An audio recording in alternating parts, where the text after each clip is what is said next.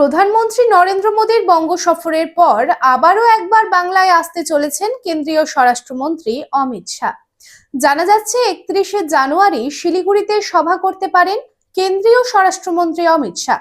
তবে এর পূর্ণাঙ্গ সূচি এখনো স্থির হয়নি। আপনার স্বপ্নের বাড়ি এখন হাতের মুঠোয়।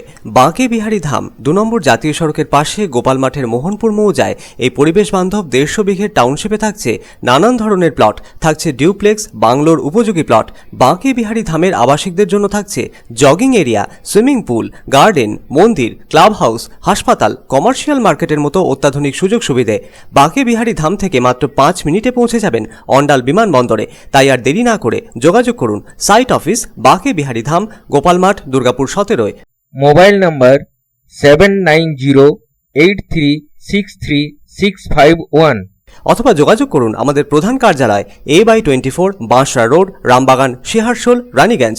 Mobile number 7908363651